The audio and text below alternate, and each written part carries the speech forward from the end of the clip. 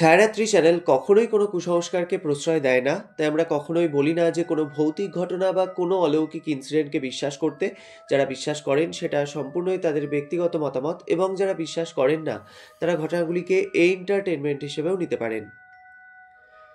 আজকে যে দাদাভাই আমাদেরকে ঘটনাটি পাঠিয়েছেন, ঘটনাটি একদমই অন্যরকম একটি ঘটনা। তো এই পুরো বিষয়টি কিন্তু দাদাভাই তার বন্ধুর কাছ থেকে শুনেছে, কারণ এই ঘটনাটি ঘটেছিল সেই বন্ধুটির বাবার সাথে। দাদাভাই বলছে, আমিও সেই জায়গাটা গিয়ে এর আগে দু একবার দেখে এসেছিলাম। মানে যখন এতটাও জমজমাট সেই জায়গাটা হয়নি, তো তখন আমি আমার ওই বন্ধুটির সাথে গিয়ে কিন্তু ওই জায়গাটি একবার দেখে আসি। মানে সত্যি দিনের বেলাতে আমরা যখন ওই জায়গাটা আর কি দেখতে যাই, তো মানে চারিদিকের পরিবেশটা ঠিক এতটাই শুনশান এবং নিস্তব্ধ একদম। মানে ওখানে গিয়েই কিন্তু আমাদের গাটা তখন রীতিমতো একদম পুরো ছমছম করছে। কিন্তু এখন যদিও বা সেখানে ওই জায়গাটির সামনে একটি বিশাল বড় কালী মন্দির প্রতিষ্ঠিত হয়েছে, তো বিশেষ করে কিন্তু ওই জায়গাটির কারণেই ওখানে ওই কালী মন্দিরটি প্রতিষ্ঠিত হয়। মানে ওই অঞ্চলের লোকজন সকলে মিলে কিন্তু বর্তমানে মন্দিরটি ওখানে বানিয়েছে। তো এখন সেই রাস্তাটি দিয়ে মানুষজন স্বাভাবিকভাবে চলাচল করতে পারে, এবং অনেক ট্যুরিস্টও কিন্তু সেই মন্দিরে এখন আসে। তো যেহেতু সেই মন্দির কর্তৃপক্ষ এবং ওখানকার যারা আর কি অঞ্চলের লোকজন, মানে প্রত্যেকেই কিন্তু সেই জায়গার যে সমস্ত আর কি পুরনো ঘটনা রয়েছে সেই জায়গাটিকে কেন্দ্র করে, সেগুলো যাতে কেউ জানতে না পারে, না হলে সেই মন্দিরের রেপুটেশন তো খারাপ হতে পারে। তো সেই জন্য দাদাভাই বলছে যে আমি সেই জায়গার নাম বা সেই বন্ধুটির নামও কিন্তু এখানে উল্লেখ করলাম না। তো তাদের কিছু প্রাইভেসি আছে, তো যে কারণে আমি এগুলো সবই হাইড রাখলাম। কিন্তু জায়গাটি যে কতটা পরিমাণে হন্টেড ছিল, এবং পার্টিকুলারলি সেই জমিটি, মানে যে জমিটিকে কেন্দ্র করে এত কিছু ইনসিডেন্ট ঘটেছে, এবং সেই রাস্তাটা দিয়েও মানুষ চলাচল করতে রীতিমতো ভয় পেত। তো সেই জমিটি কিন্তু এখনো ওইভাবেই ফাঁকা অবস্থায়, মানে একদম পরিত্যক্ত হয়ে কিন্তু পড়ে আছে। তো বন্ধুরা, আজকের এই ঘটনাটি কিন্তু বেশ গা ছমছমে একটি ঘটনা, এবং এটাও বলতে পারি তোমরা হয়তো এর আগে এরকম ঘটনা কোনোদিন শোনোনি। তাই তোমাদের সকলকে বলবো যে তোমরা কেউ কোথাও যাবে না, একদম প্রথম থেকে শেষ পর্যন্ত আজকের এই পুরো এপিসোডটি তোমরা মন দিয়ে শোনো। আশা করছি তোমাদেরও কিন্তু আজকের এই ঘটনাটি শুনে ভীষণ ভয় লাগবে। এবং আরেকটি রিকোয়েস্ট তোমাদের সকলকে করব, যে তোমরা তোমাদের আত্মীয় স্বজন বন্ধুবান্ধব প্রত্যেকের সাথে আজকের এই এপিসোডটি তোমরা শেয়ার করে নাও, তাহলে তারাও কিন্তু এরকম একটি ইউনিক ঘটনার সাক্ষী থাকতে পারবে। তো যাই হোক, বেশি কথা না বাড়িয়ে শুরু করছি আজকের এপিসোড নাম্বার 152। দাদাভাই যেভাবে আমাদের সাথে ঘটনাটি শেয়ার করে নিয়েছেন, ঠিক সেভাবেই আমি তোমাদের সামনে আজকে এই পুরো ঘটনাটি তুলে ধরার চেষ্টা করছি। আমার যে বন্ধুর পরিবারে এই ঘটনাটি ঘটে, মানে যার বাবার সাথে এরকম ভৌতিক অভিজ্ঞতা ঘটেছিল, ঘটনাটি কিন্তু সেই বন্ধুর মুখেই আমার শোনা। তো এটা যখন সেই বন্ধুটির বাবার সাথে ঘটে, তখন কাকুর কিন্তু সদ্য সদ্য বিয়ে হয়েছে, মানে বৌভাতের পরের দিনের ঘটনা। তো ওই যে রাস্তাটা, সেই রাস্তা দিয়ে কিন্তু ওই বন্ধুটির বাড়ি যাওয়ার রাস্তা, মানে মেন যে হাই রোডটা, তো সেই হাই রোড থেকে কিন্তু ওদের ওই রাস্তা দিয়ে বাড়ি যেতে হয়। তো এছাড়াও আরেকটি মানে অন্য রাস্তা রয়েছে, সেটা ওই মেন রোডের আরেক সাইড দিয়ে, তো যেটা একটু ঘুরতি পথ হয়, মানে অনেকটা ঘুরে আর কি যেতে হয়। তো দিনের বেলাতে সেই শর্টকাট রাস্তাটা মানে ম্যাক্সিমাম লোকজনই আর কি ব্যবহার করতো। এবার ওই শর্টকাট রাস্তার মধ্যে কিন্তু, মানে ওই রাস্তা দিয়ে যাওয়ার পথেই কিন্তু বাঁ সাইডে একটি ছোট্ট ডোবা মতো জায়গা ছিল, এবং সেই ডোবাটা ওই রাস্তার থেকে বেশ অনেকটা নিচু। তো ওই ডোবারই অপোজিট দিকে, মানে ওই যে ডোবাটা যেখানটা করে শেষ হচ্ছে, তারপরেই কিন্তু ওই সেই ফাঁকা সুবিশাল জমিটি ছিল। এবার সেই জায়গাটি এতটা কেন খারাপ আমি বলছি। তো সেই যে ফাঁকা জমিটি, সেখানে কিন্তু এর আগে মানে প্রচুর বাচ্চাদেরকে কবর দেওয়া হতো, মানে সদ্যজাত যে সমস্ত বাচ্চা আর কি জন্মে মারা যেত, বা হয়তো মানে বাচ্চারা যারা আর কি মারা যেত, তো তাদেরকে কিন্তু ওইখানটা করে কবর দেওয়া হতো। এবার ওই রাস্তা দিয়ে দিনের বেলাতে ওই গ্রামের লোকজন বা ওই অঞ্চলের লোকজন চলাচল করলেও, ঠিক বিকেলের পর থেকে, মানে যখন ওই সন্ধে লাগবে এরকম সময় থেকে কিন্তু তারা ওই রাস্তাটিকে যতটা পারতো অ্যাভয়েড করতো, মানে রাত্রের পর কিন্তু ওই রাস্তায় কেউ যেতই না। তার কারণ হচ্ছে, মানে এটা কিন্তু অনেক লোকের সাথেই ঘটেছে, যে ওই রাস্তা দিয়ে চলাচলের সময়তে দিনের বেলাতেও অনেকে এটা ফিল করতো যে তারা হয়তো ওই রাস্তা দিয়ে হেঁটে আসছে, তো তাদের পেছন পেছন কোনো একটি বাচ্চা হয়তো কাঁদতে কাঁদতে ছুটে আসছে। আবার অনেকে এটাও বলেছে যে হয়তো তারা মনে হচ্ছে যে হেঁটে যাচ্ছে বা হয়তো তারা সাইকেল চালিয়ে যাচ্ছে, তো পেছনে যেন ধপ ধপ ধপ ধপ করে কেউ যেন ছুটে আসছে, এবং তারা যখন পেছন ঘুরে তাকিয়েছে তারা দেখেছে পেছনে আর কেউ নেই। আবার এমনটাও অনেকে বলতো যে ওই রাস্তা দিয়ে যখন তারা যেত, এবার যাওয়ার পথে তো বাঁ সাইডে ওই যে ডোবাটি সেটা পড়তো, তো ডোবার পরেই তো সেই ওই পরিত্যক্ত জমিটি ছিল, মানে যেখানটা করে ওই বাচ্চাদের কবরটা দেওয়া হতো। তো অনেকে এটাও কিন্তু বলছে আমরা দুপুরবেলাতে যাতায়াত করছি, হঠাৎ দেখতে পাচ্ছি যে 3-4টে বাচ্চা ছেলে ওই যে ফাঁকা যে জমিটি তার উপরে ছোটাছুটি করছে। এবার প্রত্যেকেই বুঝতে পারতো যে এটা কোনো স্বাভাবিক জিনিস নয়, মানে অত দুপুরবেলায় যেখানটা করে কোনো মানুষ যায় না সেখানে একটা বাচ্চার যাওয়া, এটা তো কখনোই পসিবল নয়। তো সবাই কিন্তু না দেখার ভান করে রাস্তাটি ক্রস করতো। তো এই রকম কিন্তু প্রচুর অভিজ্ঞতা প্রচুর মানুষের সাথে হয়েছে। তো এবার যে ঘটনাটি দাদাভাই আমাদেরকে বলেছে, তো সেই ঘটনাটি কিন্তু দাদাভাইয়ের সেই বন্ধুটির বাবার সাথেই ঘটেছিল।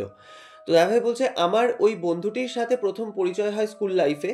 তো ওর সাথে আমি একসাথে মানে স্কুলেও পড়াশোনা করেছি এবং তারপর আমরা একসাথে কলেজেও পড়েছি, মানে খুব একটা ভালো বন্ডিং ছিল। তো ওই বন্ধুটির সাথে যখন আমি স্কুলে পড়ি, তো স্কুলে পড়াকালীন কিন্তু আমি ওই জায়গাটি একবার দেখে এসেছিলাম, এবং তখনও পর্যন্ত কিন্তু সেই রাস্তাটি ওরকমই ছিল। এবং 2014 সাল নাগাদ সেই জায়গাতে, মানে সেই জায়গার অপোজিট দিকে যেখানটা করে ডোবাটা, রাস্তার একধারে ডোবা এবং তার অপোজিট দিকে কিন্তু সেই যে বিশাল বড় যে কালী মন্দিরটা সেটা কিন্তু প্রতিষ্ঠিত হয়। তো তারপর থেকে জায়গাটি আস্তে আস্তে একটু নর্মাল হয়েছে বলতে পারো। তো এবার সেই যে কাকুর সাথে, মানে সেই বন্ধুর বাবাটির সাথে যে ঘটনাটি ঘটেছিল, সেটা ওই বন্ধুটি ওর বাবার মুখেই কিন্তু শোনে। তো যেটা হচ্ছে যে কাকু বলছে যে আমি যখন আমার আর কি সদ্য বিয়ে হয়, মানে যেদিন আমার বৌভাত হয়েছে, তো তার পরের দিনের কিন্তু এই ঘটনা। তো কাকু কিন্তু একটি বই বাইন্ডিংয়ের যে দোকান হয়, তো সেই দোকানে কিন্তু সেই যে বই, সে মোটা মোটা যে বইগুলো হয় সেগুলোকে যে বাঁধানোর যে কাজ, তো সেই কাজগুলো কিন্তু করতো। তো এবার যেহেতু কাকুদের বাড়িটা একটু ভেতর দিকে, মানে মেন যে শহরাঞ্চল, মানে যেখানে আর কি ওই বাজার বা দোকানহাট এগুলো ছিল, সেখান থেকে কিন্তু ওদের বাড়িটা, মানে আমার ওই বন্ধুটার বাড়িটা কিন্তু বেশ ভেতরে, মানে অনেকটা ভেতরে গিয়ে, মানে একটু ওদের এরিয়াটা একটু গ্রামাঞ্চল টাইপের। তো সেখান থেকে কিন্তু কাকু ওই প্রতিদিন সকালবেলাতে ওই সাইকেল নিয়ে ওই দোকানে যেতেন, আবার ওই সন্ধে সন্ধে নাগাদ কিন্তু উনি বাড়ি ফিরতেন।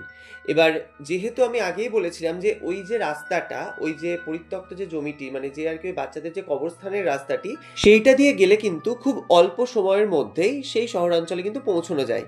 তো কাকু কি করতেন, এবার যেহেতু উনি সকালবেলাতে ওরকম কাজে যেতেন বলে উনি কিন্তু ওই শর্টকাট রাস্তা ধরে যাওয়ার সময়, মানে ওই দোকানে যাওয়ার সময় কিন্তু সকালবেলায় উনি ওই শর্টকাট রাস্তা দিয়ে যেতেন, এবং ফেরার সময় যেহেতু তার সন্ধে হয়ে যেত, এবার ওই রাস্তা দিয়ে তো বিকেলের পর থেকে কেউই চলাচল করতো না। তো যে কারণে কাকুর একটু ঘুরতি পথ হলেও কিন্তু সেই যে যেটা আরেকটি রাস্তা রয়েছে ওদের বাড়ি যাওয়ার, তো সেই রাস্তা দিয়ে কিন্তু উনি বাড়ি ফিরতেন। তো এইভাবেই মানে উনি প্রতিনিয়তই যাতায়াত করতেন। এবার কাকুর বৌভাতের পরের দিনও কিন্তু আবার উনি সকালবেলায় যেরকম কাজে যেতেন সেরকমই কিন্তু সাইকেল নিয়ে বেরোচ্ছেন।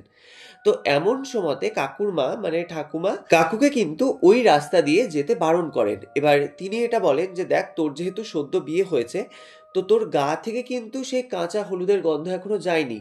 তো তোর ভালো হয় তুই সকালবেলায় কিন্তু ওই রাস্তা দিয়ে যাস না, মানে এখন তুই ওই রাস্তা দিয়ে যাস না। তো বন্ধুরা, তোমরা হয়তো অনেকেই এটা শুনে থাকবে যে অনেকে এটা বারণও করে যে বিয়ের পর, মানে যখন বিয়ে হয়ে যায়, সেটা ছেলে হোক বা মেয়ে উভয়ের ক্ষেত্রেই কিন্তু অষ্টমঙ্গলা পর্যন্ত তাদেরকে খুব সাবধানে থাকতে হয়। মানে এমন কোনো হয়তো আলগা জায়গা রয়েছে যেগুলো হয়তো খুব একটা ভালো না, মানে আমরা হয়তো প্রত্যেকে জানছি যে সেই জায়গাটা হয়তো ভালো না। তো সেই জায়গাগুলো কিন্তু সেই নবদম্পতিকে যতটা পারা যায় অ্যাভয়েড করে কিন্তু চলতে হয়। এটা দেখবে বাড়ির অনেকেই কিন্তু বলে থাকে। তো এবার সেই ঠাকুমা যেহেতু আগেকার দিনের মানুষ ছিলেন, তো তিনি কিন্তু এরকম মানে কাকুকে বারবার বারণ করেন। আর আমরা এটা অনেকে শুনেওছি, ওই যে বিয়ের পর, মানে সদ্যজাত বিবাহিত পুরুষ হোক বা মহিলা, প্রত্যেকেরই কিন্তু গায়ে যে ওই কাঁচা হলুদের গন্ধটা থাকে, তো এটাই কিন্তু অনেক রকমের নেগেটিভ পাওয়ার বা নেগেটিভ এন্টিটিরা কিন্তু খুব বেশি করে অ্যাট্রাক্টেড হয়। তো এবার ঠাকুমা সেই জিনিসটি কাকুকে বারবার সাবধান করেন।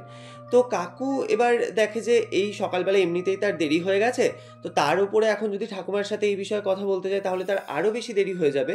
তো সেই জন্য উনি কিন্তু মানে ঠাকুমাকে বোঝান যে হ্যাঁ ঠিক আছে, আমি ওই রাস্তা দিয়ে যাব না, আমি যেটা আর কি আর একটা যে ঘুরতি পথের রাস্তাটা রয়েছে আমি সেটা দিয়েই যাব। এবার কাকু কিন্তু আগাগোড়ায় ভীষণ সাহসী একজন লোক ছিলেন এবং উনি বেশ একরোখা টাইপের একজন মানুষ ছিলেন। মানে যেটা উনি ভাবতেন বা যেটা উনি করবেন বলে মনে করতেন সেটা কিন্তু উনি করতেনই। তো উনি তখন ভাবেন যে আমি মাকে তো মানে এই বিষয়ে তো সান্ত্বনা দিই, তারপর আমি যেটা দিয়ে যাই সেটা দিয়ে যাব, মাকে না জানালেই হলো। তো এই ভেবে কিন্তু উনি বলেন যে ঠিক আছে, আমি আর একটা যে রাস্তা আছে ওই দিক দিয়ে যাব, তুমি অত চিন্তা করো না। তো এই বলে কাকু সেই সাইকেলটিকে নিয়ে কিন্তু রওনা দিয়ে দেয়। এবার অন্যান্য দিন যেরকম সেই ওই রাস্তা দিয়ে উনি যেতেন সকালবেলায়, তো ওই রকমই উনি যাচ্ছেন। তো এবার ওই যেতে যেতে তখন কিন্তু সকাল ওই 10:30-11টা এরকম বাজছে। তো এবার যখন উনি ওই রাস্তা দিয়ে যাচ্ছেন অন্যান্য দিনের মতোই, তো হঠাৎ করে এবার যখন ওই যে ডোবাটি রয়েছে এবং ডোবার পাশেই তো রয়েছে সেই ওই মানে বাচ্চাদের ওই কবরস্থানটি, তো উনি দূর থেকে মানে ওই যখন ডোবার কাছে এগিয়ে আসছেন, এবার চারিদিক তো একদম পুরো নিস্তব্ধ, কারণ ওই রাস্তা দিয়ে লোকজনও খুব একটা দিনের বেলা হলেও খুব একটা যে চলাচল করতো তাও নয়। তো এবার উনি যখন ধীরে ধীরে ওই ডোবাটির কাছে এগিয়ে যাচ্ছেন, উনি কিন্তু পরিষ্কার শুনতে পাচ্ছেন যে মনে হচ্ছে যেন কোথাও থেকে একটা বাচ্চার কথা বলার আওয়াজ আসছে। এবার উনি সাইকেল নিয়ে যত এগোচ্ছেন আওয়াজটা কিন্তু তার কানে আরও বেশি জোরালো হচ্ছে। তো উনি তখন ভাবছেন যে আরে এই রাস্তা দিয়ে তো আমি এতদিন ধরে যাতায়াত করছি, তো কোনোদিন তো আমি এরকম কোনো বাচ্চা বা কিছু তো আমি কোনোদিন দেখিনি, তো আজকে এতগুলো বাচ্চার গলার আওয়াজ আমি কোথা থেকে পাচ্ছি, মানে উনি কিন্তু এটা মনে মনে ভাবছেন। এবার আমি আগেই বললাম যে উনি ভীষণই সাহসী একজন মানুষ ছিলেন, তো যে কারণে কিন্তু ওনার ওইটাকে নিয়ে কোনো ভয় বা ভীতি মনের মধ্যে যে কাজ করা সেটা কিন্তু কখনোই হয়নি। মানে উনি ওই বিষয়টিকে কিন্তু একদম স্বাভাবিকভাবেই দেখেন। তো এবার উনি ধীরে ধীরে ওরকম সাইকেলটি চালাচ্ছেন। তো এবার সাইকেল চালাতে চালাতে উনি যখন সেই ডোবাটির একদম সামনে এসে পৌঁছান, মানে উনি যেখানে দাঁড়িয়ে আছেন তার ডান দিকে হচ্ছে সেই ডোবাটি, উনি তখন দেখতে পান ওই যে ডোবার জলের মধ্যে, মানে ডোবাটা তো একদম ছোট একটি ডোবা এবং ওটা কিন্তু দীর্ঘদিন যাবত ওরকম পরিত্যক্ত হয়ে পড়ে আছে ডোবাটি। তো উনি দেখেন সেই ডোবার জলের মধ্যে তিনটে বাচ্চা, মানে ওদের বয়স খুব জোরে 4-5 বছর হবে, তো তিনটে বাচ্চা কিন্তু ওরকম আনন্দ সহকারে ওই জলের মধ্যে স্নান করছে আর ওই জল নিয়ে খেলা করছে। এবার এটা দেখে তো উনি প্রথমে ভীষণই অবাক হয়ে যান, কারণ উনি তখন ভাবছেন যে আরে এত নিচু ওই ডোবাটি, মানে ওই ডোবাটি কিন্তু রাস্তার থেকে বেশ অনেকটা নিচু ছিল আর চারিদিকটা এত জংলা আগাছায় ভর্তি হয়ে গিয়েছে, মানে সেই দিক দিয়ে যে কোনো বড় মানুষই নামবে সেই রকমই কোনো চান্স নেই, সেখানে এই তিনটে বাচ্চা কি করে নামলো। এবং উনি কিন্তু তখন দেখছেন মানে ওই ডোবার জল কিন্তু একদম পুরো কাঁচের মতো স্বচ্ছ। তো সেই জলের মধ্যে কিন্তু ওই তিনটে বাচ্চা মানে নিজের মতো করে স্নান করছে, আবার মানে নিজের যেরকম খেলা করে ওরকম কিন্তু খেলা করছে। তো ওনার যখন বিষয়টা বেশ অদ্ভুত লাগে এবং তিনি ভাবেন যে বাচ্চাগুলো কোথাকার, এত দূরে এরকম একটি নির্জন জায়গায় এসে এরকম মানে স্নান করছে কি করে। তো উনি এই ভেবে কিন্তু ওই সাইকেলের উপরেই কিন্তু উনি বসে আছেন এবং ওই অবস্থাতেই উনি ওই নিচে বাচ্চাগুলোকে উদ্দেশ্য করে বেশ কয়েকবার হাঁক দেন। মানে উনি বলেন যে এই তোমরা কোথা থেকে এসেছো, এরকম একটা ফাঁকা জায়গায় এসে তোমরা এইভাবে স্নান করছো, তো তোমাদের ভয় করছে না, মানে এরকম করে কিন্তু কাকু বেশ কয়েকবার ওই বাচ্চাগুলোকে উদ্দেশ্য করে হাঁক দেন। তো কাকু যেটা বলেছিল, মানে কাকু বলছে যে আমি দেখি যে বাচ্চাগুলো কিন্তু আমার কোনো কথাতেই কোনো রেসপন্স করে না, মানে দেখে মনে হচ্ছে যে ওরা যেন আমার কোনো কথা শুনতেই পায়নি, মানে ওরা নিজেদের মতো রকম স্নান করেই যাচ্ছে। এবার বেশ কয়েকবার ওরকম ডাকার পর কাকু যখন দেখছে যে বাচ্চাগুলো কোনো রেসপন্স করছে না, কোনো মানে সাড়া দিচ্ছে না, ওরা ওদের মতো কাজ করছে, তো তখন কিন্তু কাকুর বেশ একটু রাগ হয়। মানে আমি যেহেতু আগেই বললাম যে কাকু একটু একরোখা টাইপের মানুষ ছিলেন, তো যে কারণে কিন্তু কাকু বেশ রেগে যান এবং ওনার এই জিনিসটা কিন্তু খুব প্রেস্টিজে লাগে যে কি ব্যাপার হলো, আমি এতবার বলছি তাও বাচ্চাগুলো সাড়া দিচ্ছে না। তো এই ভেবে উনি কি করেন, উনি কিন্তু সাইকেলটিকে একটি সাইডে দাঁড় করিয়ে ওই যে ডোবায় নামার যে রাস্তা ছিল, মানে আগে তো ওরকম একটি মাটি দিয়ে সিঁড়ি টাইপের করা ছিল, এবার বহুদিন যাবত ওই ডোবাটি যেহেতু ওরকম অব্যবহৃত অবস্থায় পড়ে আছে, তো ওই যে মাটির যে সিঁড়ি টাইপের যে ধাপগুলো ছিল, তো সেগুলোতেও কিন্তু একদম বড় বড় জংলা হয়ে গেছে। তো উনার কিন্তু এই বিষয়গুলো মাথাতেই তখন নেই, মানে উনি তখন ভাবছেন যে আমি নিচে নেমে বাচ্চাগুলোকে টেনে তুলবো। তো এই ভেবে উনি কিন্তু ওই সিঁড়ি বেয়েই মানে একদম তরতর করে উনি নিচে নামতে থাকেন এবং যখন উনি সেই ডোবার জলের একদম কাছাকাছি পৌঁছে গিয়েছেন, মানে দু একটা স্টেপ হয়তো ওনার সিঁড়িতে বাকি আছে, ঠিক এমন সময় উনি বলছেন যে আমার মনে হয় ওই জলের ভেতর থেকে যেন একটি হাত বেরিয়ে এসে আমার পাটিকে খপ করে ধরে একদম টেনে জলের মধ্যে নামায়।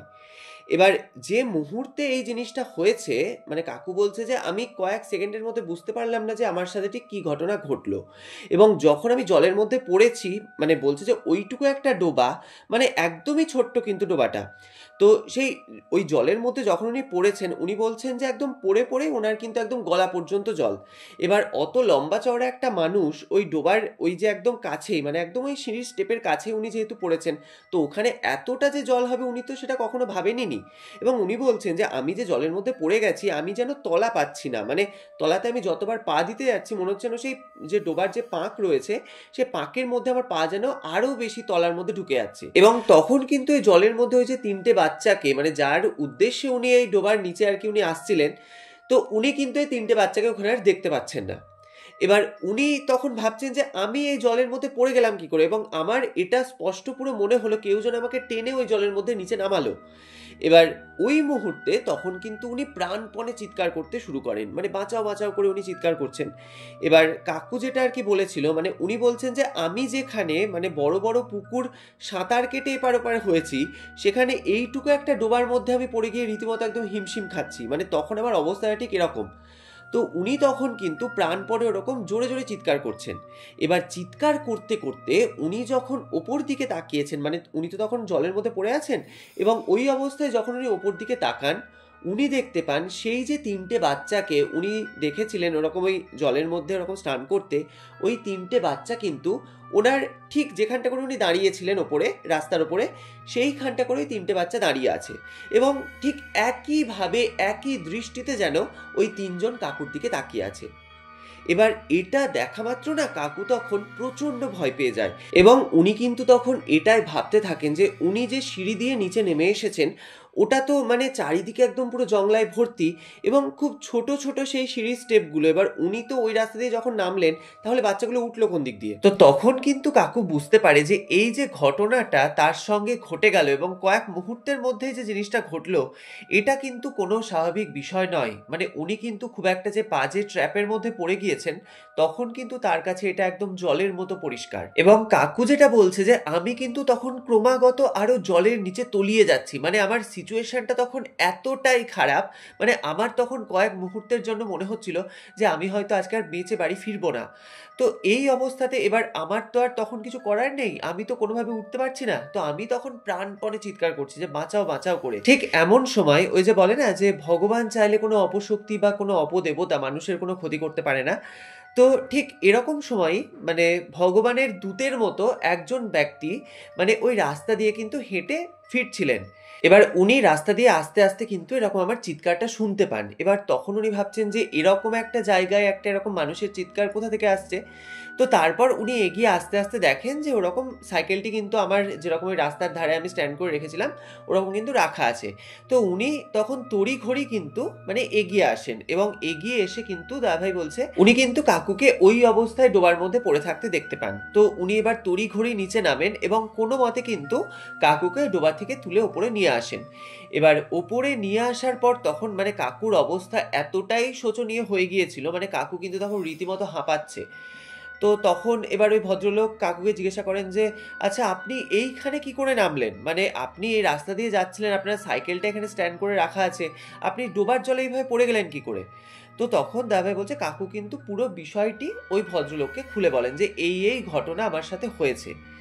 এবং তখন সেই ভদ্রলোকটি মানে কাকুকে উদ্দেশ্য করে বলেন যে আপনি একবার জলের দিকে তাকিয়ে দেখুন তো, আপনি যেরকম বলছেন যে জলটা ওরকম স্বচ্ছ কাঁচের মতো ছিল, তাহলে এখন আপনি তাকিয়ে দেখুন তো জলটা ওরকম আছে কিনা। তো কাকু বলছে আমি তখন তাকিয়ে দেখি, মানে আগে যেরকম আমি অন্যান্য দিন ডোবাটিকে দেখতাম যে ওরকম একটা মানে কচুরিপানাতে ভর্তি, চারিদিকে পুরো একদম শ্যাওলা, মানে জলটা একদম পুরো সবুজ ছিল, ঠিক ওরকমই কিন্তু আমি তখন দেখছি। এবার কিছুক্ষণ আগে আমি তো দেখেছিলাম যে জলটা একদম পরিষ্কার, এবং ওই জলের মধ্যে সেই বাচ্চাগুলো ওরকম স্নান করছিল। মানে আমি তখন বুঝতে পারছি না মানে ওটা কি তাহলে আমার ভ্রম ছিল নাকি এটা কোনো ভ্রম। তো তখন সেই ভদ্রলোক মানে কাকুকে উদ্দেশ্য করে বলেন যে আপনার কি কোনো মাথা খারাপ হয়ে গেছে, মানে এই জায়গায় এরকম একটা নির্জন জায়গাতে যেখানে মানুষজনই খুব একটা সচরাচর চলাচল করে না, সেখানে আপনি এরকম বাচ্চা দেখলেন, আপনি জলে নেমে গেলেন। তো তখন তো কাকুকে প্রচণ্ডই বকাবকি উনি করেন। তো তখন উনি কিন্তু বলেন যে, "আপনি আর এই দিক দিয়ে এখন কাজে যাবেন না, আপনি সোজা বাড়ি চলে যান।" তো কাকু বলছে যে, "আমার সাথে ওই ঘটনা ঘটার পর আমিও তখন কিন্তু প্রচণ্ড অসুস্থ বোধ করছিলাম। এবার আমি তখন ভাবি যে সত্যি আজকে আর আমি কাজে যাব না, আমি সোজা বাড়ি যাই।" তো এই ভেবে কিন্তু কাকু বাড়ির দিকে রওনা দেয় এবং যখন উনি বাড়ি গিয়ে পৌঁছেছেন, এবার উনি তো পুরো একদম মানে ভিজে কাকের মতো একদম হয়ে গেছেন, মানে গোটা শরীর তার ভিজে। তো এই অবস্থায় যখন ঠাকুমা দেখেন, মানে কাকুর যিনি মা ছিলেন, উনি যখন কাউকে দেখেন, তো উনি তখন জিজ্ঞাসা করছেন যে, "কিরে, তোর এই অবস্থা হলো কি করে? আর তুই কাজ থেকে এরকম চলে এলি?" তো তখন কিন্তু কাকু পুরো বিষয়টা মানে ওই ঠাকুমাকে বলেন।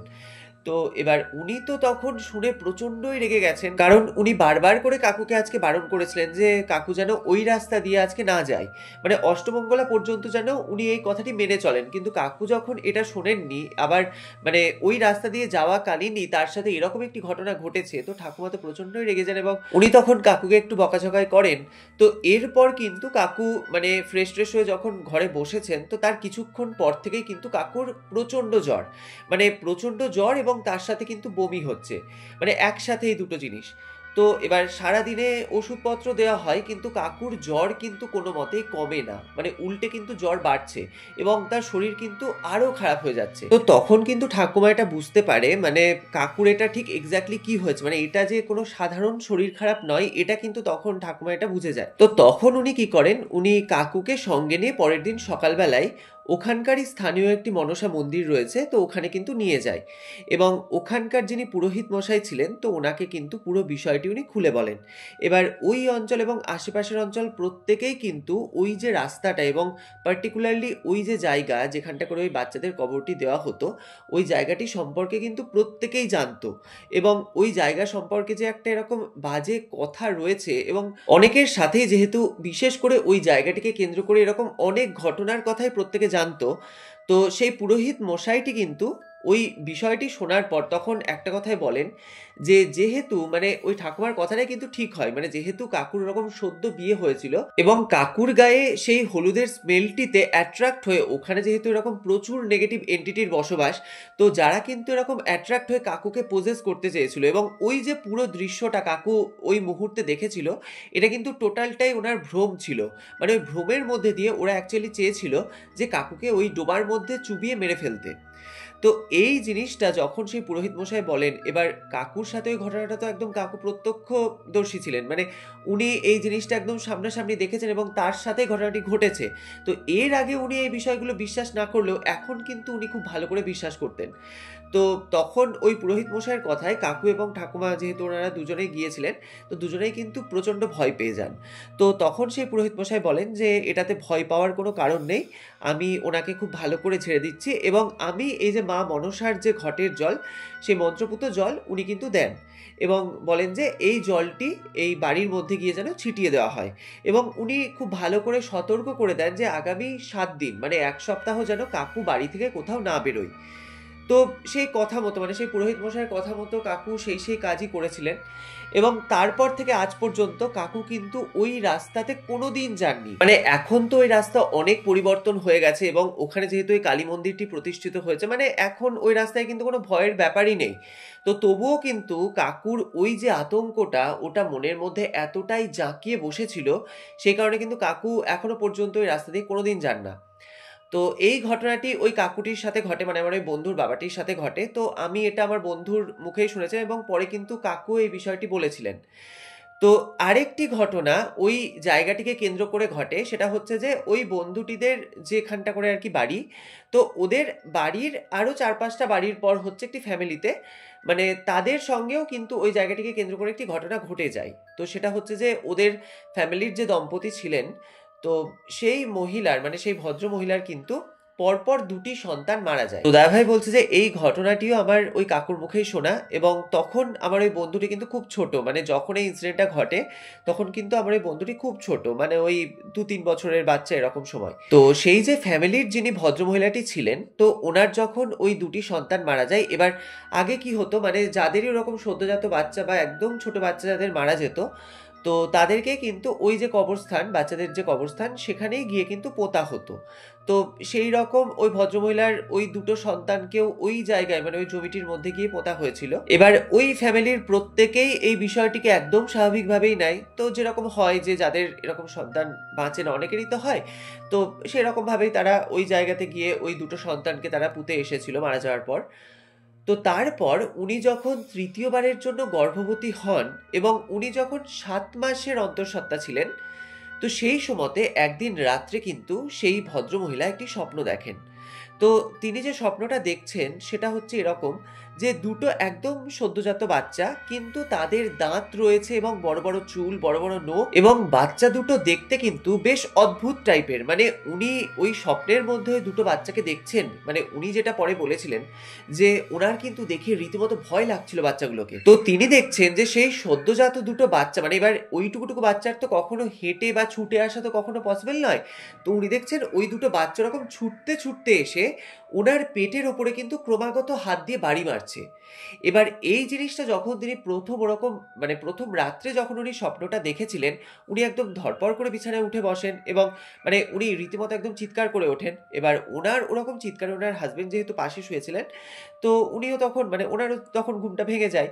এবার উনি তখন জিজ্ঞাসা করেন যে কি হয়েছে, তুমি এরকম কেন করছো, মানে তুমি কি কোনো বাজে স্বপ্ন দেখেছো? তো তখন কিন্তু ভদ্রমহিলা ওই স্বপ্নের কথাটা ভদ্রলোককে বলেন। এবার ওই ভদ্রলোক মানে ওনার হাজবেন্ড কিন্তু এটা শোনার পর মানে ওই ভদ্রমহিলাকে বলেন যে তুমি হয়তো এটা কোনো মানে ভুল স্বপ্ন দেখেছো, হতেই পারে যে মাথার মধ্যে হয়তো এরকম কোনো তোমার চিন্তা ঘুরছিল, যেহেতু দুটো সন্তান এরকম পরপর মারা গিয়েছে, তো থার্ড টাইমের জন্য যখন উনি আবার কনসিভ করেছেন, একটা মানুষের মধ্যে মানে মনের মধ্যে তো একটা আতঙ্ক থাকে, তো সেই আতঙ্ক থেকেই হয়তো এরকম তুমি কোনো স্বপ্ন দেখেছো। মানে ওই ভদ্রলোক কিন্তু তার ওয়াইফকে এরকমই বোঝাচ্ছিলেন। তো উনিও বিষয়টি এইভাবেই নেন যে হয়তো হতে পারে যে এরকম কোনো তিনি হয়তো কোনো ভুল স্বপ্ন দেখেছেন। কিন্তু প্রায় মানে তারপর থেকে কিন্তু প্রায় ওরকম ঠিক একই দেখতে দুটো বাচ্চার স্বপ্ন কিন্তু সেই ভদ্রমহিলা দেখতেন, এবং ওনার স্বপ্নটা কিন্তু ঠিক একই ছিল। মানে যেরকম ভাবে উনি দেখতেন যে ওই রকম অদ্ভুত দেখতে দুটো বাচ্চা তার স্বপ্নে রকম আসে এবং ছুটে এসে তার পেটের উপর রকম ক্রমাগত বাড়ি মারে, তো সেই স্বপ্নটাই কিন্তু উনি বারবারই দেখতেন। তো এই রকম হতে হতে এবার উনি যখন মানে সেই সন্তানটি যখন প্রসব করেন, তো সেই বাচ্চাটি কিন্তু মৃত হয়, মানে মৃত সন্তান উনি জন্ম দেন। তো এই জিনিসটা হওয়ার পর এবার ওনারা তো প্রচণ্ডই মানে মানসিকভাবে প্রচণ্ডই ভেঙে পড়েছিলেন, এবং তারপর এবার যেহেতু এই বাচ্চাটি আবার ওরকম মৃত হয়েছে, তো তারপর কিন্তু সেই যে বাচ্চাদের যে কবরস্থানটি ছিল সেখানে গিয়ে কিন্তু ওনার ওই তৃতীয় সন্তানটিকেও ওনারা কিন্তু ওইভাবেই কবর দেন। তো তারপরে আবার বেশ কিছু বছর কেটে যায় এবং উনি যখন চতুর্থবারের জন্য আবার গর্ভবতী হন এবং উনি যখন আবার 7 মাসের অন্তঃসত্ত্বা হন, তখন কিন্তু আবার ওই রকমই একটা স্বপ্ন উনি দেখতে শুরু করেন। এবার এই স্বপ্নটা কিন্তু একটু অন্যরকম ছিল, যেটা হচ্ছে যে মানে উনি গতবার যে স্বপ্নটা দেখতেন সেটা হচ্ছে যে দুটো বাচ্চা কিন্তু ওরকম ছুটে এসে ওনার পেটে এরকম বাড়ি মারতো, কিন্তু এবার যে স্বপ্নটি উনি দেখতেন সেটা হচ্ছে দুটোর জায়গায় তিনটে ওরকম ঠিক একই দেখতে বাচ্চা, মানে অদ্ভুত টাইপের ভয়ঙ্কর দেখতে তিনটে বাচ্চা ওরকম ছুটে এসে ওনার পেটের ওপরে কিন্তু ওরকম বাড়ি মারছে। এবার এই স্বপ্ন যখন উনি দেখতে আবার পুনরায় শুরু করেছেন, এবং তখন কিন্তু উনি দেখতে শুরু করেছেন ঠিক যখন উনি 7 মাসের গর্ভবতী। তো এই জিনিসটা তিনি আবার বাড়ির সবাইকে বলেন যে এরকম স্বপ্ন আমি আবার দেখছি। তো এবার কিন্তু বাড়ির লোকজন মানে এই বিষয়টি ভীষণ সিরিয়াস ভাবে নেয়। তার কারণ গতবার উনি যখন এরকম গর্ভবতী হয়েছিলেন তখনও তো তিনি এরকম একটা স্বপ্ন দেখেছিলেন যে দুটো বাচ্চা এসে এরকম ভাবে তার পেটের উপরে বাড়ি মারছে। তো এবার আবার যখন উনি এরকম ঠিক একই স্বপ্ন দেখছেন, তো তখন ওদের বাড়ির লোক ভাবেন যে এটা হয়তো কোনো স্বাভাবিক বিষয় নয়, মানে এটার সাথে হয়তো অন্য কিছু একটা জিনিস রিলেটেড আছে। তো সেই জন্য সেই ভদ্র মহিলাকে নিয়ে কিন্তু একটি ভালো তান্ত্রিকের কাছে ওনার বাড়ির লোক যায়, মানে ওনার হাজবেন্ড, ওনার শাশুড়ি মা সবাই মিলে কিন্তু সেই ভদ্রমহিলাকে নিয়ে যায়। এবার সেই তান্ত্রিকটি তখন মানে সমস্ত বিষয়টা শোনার পর এবং তারপর উনি গণনা করে দেখেন যে ওনার গর্ভে যে সন্তানগুলো হয়েছিল এবং উনি যখন তৃতীয়বারের জন্য যখন গর্ভবতী হয়েছিলেন, ওনার বিগত দুটো মৃত সন্তানের আত্মা সেই তৃতীয়বারের জন্য যে সন্তানটি পৃথিবীতে আসছিল তাকে কিন্তু তারাই এসে নিয়ে যায়। এবং এটা হয়েছে এই কারণেই যে সেই যে অভিশপ্ত যে বাচ্চাদের কবরস্থানটি সেখানেই কিন্তু সেই দুটো সন্তানকে পোতা হয়েছিল। এবার ওই জায়গাটা যেহেতু এতটাই খারাপ ছিল যে কারণে কিন্তু ওই দুটো বাচ্চার আত্মাও মুক্তি পায়নি, মানে ওই জায়গাতেই কিন্তু আবদ্ধ হয়ে গিয়েছিল। তো এবার থার্ড টাইমের জন্য যখন উনি মা হতে যাচ্ছিলেন, তখন তারাই এসে কিন্তু ওই তৃতীয়বারের সন্তানটিকেও নিয়ে যায়, যে কারণে কিন্তু ওরকম তিনি মৃত সন্তান প্রসব করেছিলেন। এবং চতুর্থবারের জন্য উনি যখন গর্ভবতী হন এবং আবার যখন উনি স্বপ্নটা দেখেন, মানে বিষয়টা একবার রিলেট করো, তখন কিন্তু উনি স্বপ্নে দেখছেন যে ওরকম কিন্তু 3টে বাচ্চা, মানে অদ্ভুত দেখতে ওরকম 3টে বাচ্চা এসে কিন্তু ওইভাবে ওনার পেটের উপরে বাড়ি মারছে। মানে বিষয়টা বুঝতে পারছো যে জিনিসটা ঠিক কি হচ্ছে? মানে তার কিছু বছর আগে সেই যে তৃতীয় বাচ্চাটি, সেও তো ওরকম মৃত জন্ম হয়েছিল এবং তাকেও তো ঠিক একই জায়গাতে ওরকম কবর দেওয়া হয়েছে। তো সেই তান্ত্রিকটির কথা অনুযায়ী এটাই, যে সেই বাচ্চাগুলোর আত্মা যেহেতু কেউই মুক্তি পাচ্ছে না, মানে ওই জায়গাতেই যেহেতু আবদ্ধ হয়ে যাচ্ছে, তো যে কারণে এই ভদ্রমহিলা এই বাড়িতে থেকে যতবার উনি সন্তান প্রসব করবেন, ওরা যেহেতু সেই মায়ের ভালোবাসা আদর কিছুই পায়নি, তো যে কারণে ওনার গর্ভে যে সন্তানই আসবে ওরা কিন্তু সেই বাচ্চাকে বাঁচতে দেবে না, মানে ওরা কিন্তু এসে ঠিক সেই বাচ্চাকে নিয়ে যাবে। তো এই কথাটা যখন সেই বাড়ির প্রত্যেকটা সদস্য শোনে, সবাই তো তখন রীতিমতো একদম কান্নাকাটি জুড়ে দিয়েছে যে এবার আমরা তাহলে কি করব। তো তখন সেই তান্ত্রিকটি বলে যে যেহেতু এই বাড়ির রাস্তা সেই যে অতৃপ্ত যে বাচ্চার আত্মারা, তো তারা যেহেতু চেনে, তো যে কারণে কিন্তু তাদেরকে ইমিডিয়েটলি সেই বাড়ি ছাড়তে হবে। মানে যে কোনো উপায়ে তারা যদি এই বাড়ি ছেড়ে অন্য জায়গায় চলে যায়, তাহলে হয়তো তার গর্ভের সেই সন্তানকে তারা বাঁচাতে পারবে।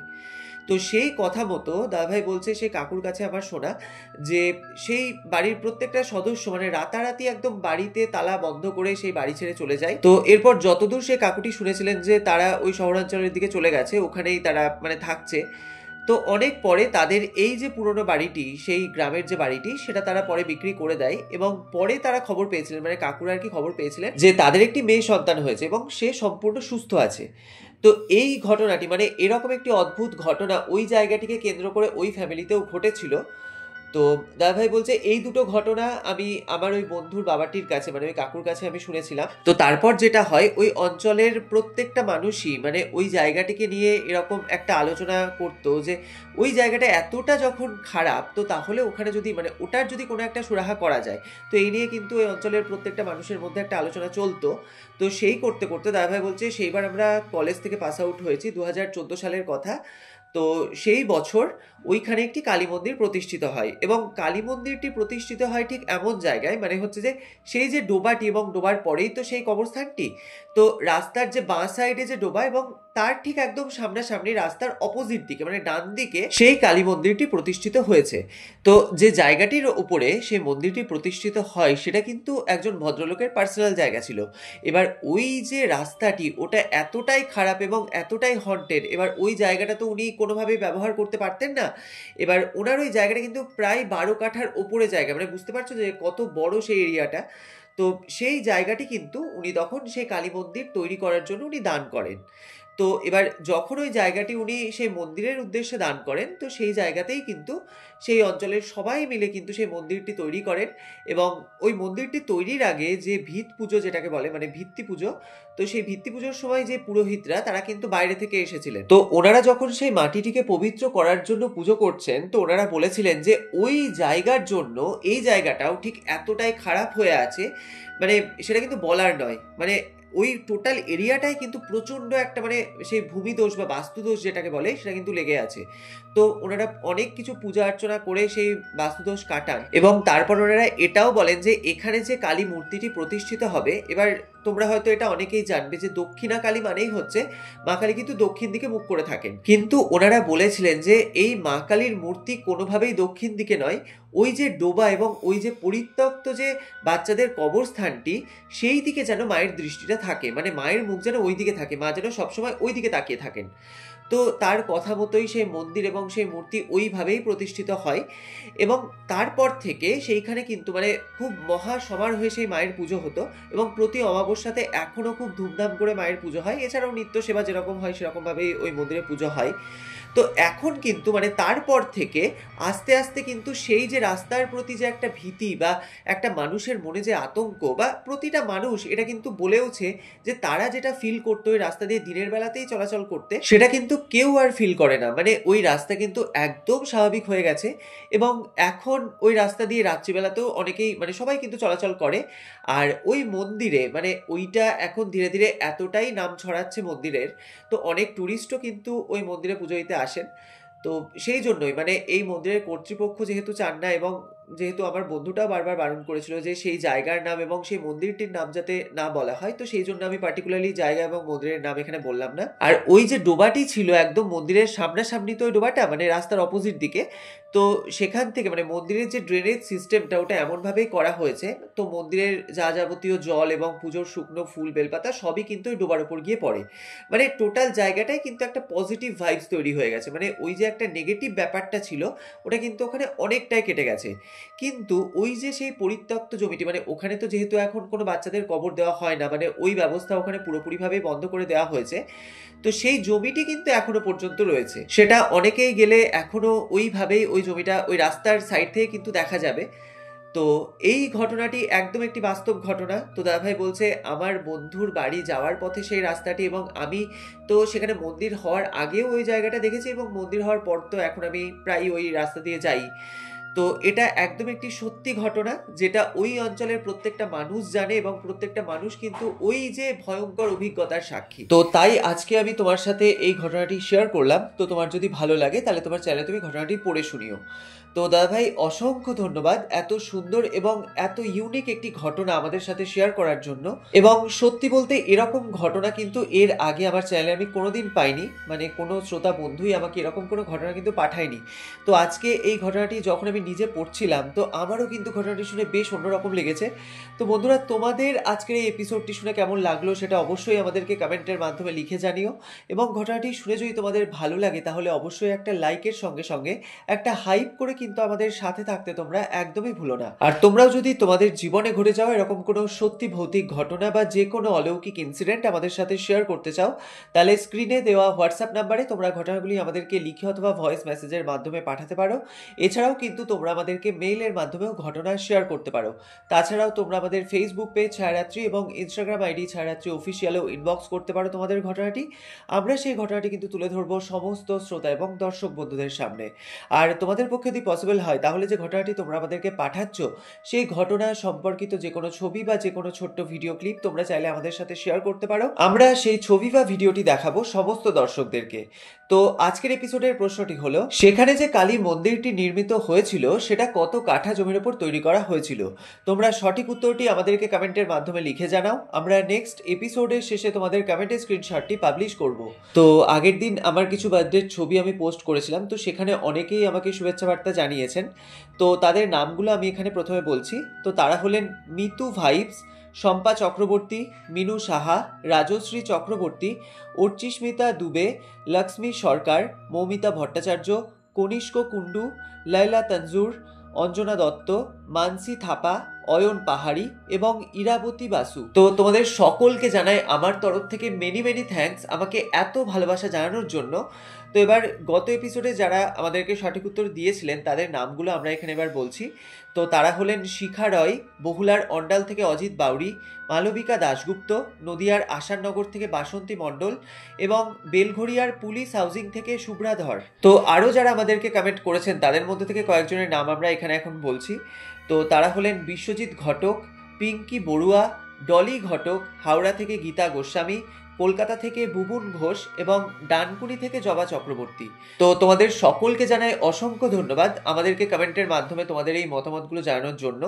তো তোমরা এভাবেই আমাদেরকে কমেন্টের মাধ্যমে জানাতে থাকো যে তোমরা কোথা থেকে ঘটনাগুলি শুনছো এবং ঘটনাগুলি শুনে তোমাদের কেমন লাগছে সেই মতামতটিও কিন্তু তোমরা আমাদেরকে কমেন্টের মাধ্যমে জানিও।